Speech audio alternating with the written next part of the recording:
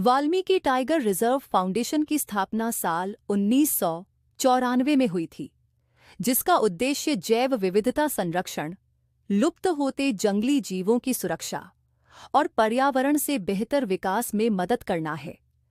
Valmiki tiger reserve 2 one प्रभाग में विभाजित है: वाल्मीकि टाइगर रिजर्व डिवीजन 1 और डिवीजन 2।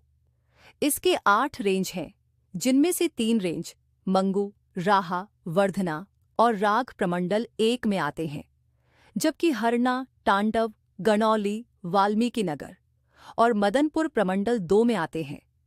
घने जंगलों के बीच पहाड़ों और झरनों की प्राकृतिक सुंदरता का गहना पहने वाल्मीकि टाइगर रिजर्व में वाल्मीकि राष्ट्रीय उद्यान और वाल्मीकि वन्य जीवन अभयारण्य शामिल है।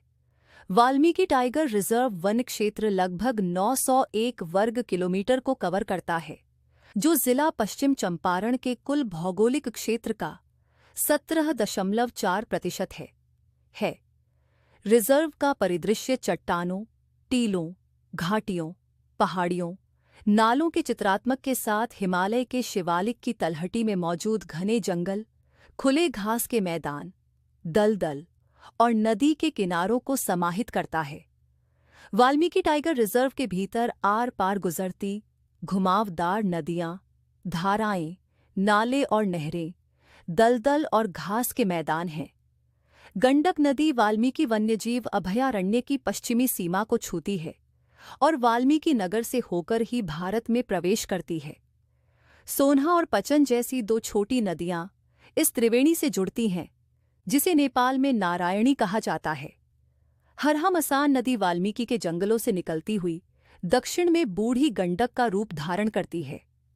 पहाड़ों और घाटियों से उतरते समय इनकी चंचलता और खूबसूरती देखने लायक होती है। कई 100 किलोमीटर के क्षेत्र में फैले वाल्मीकि टाइगर रिजर्व के जंगल के भीतर यह है मोटर अड्डा ग्रासलैंड। दूर दूर तक फैले इस मैदान में चारों तरफ उगाई गई घास की नई फसल को चरने के लिए हिरण बड़ी संख्या में आते हैं और इनके पीछे अपनी खुराक पूरी करने आते हैं।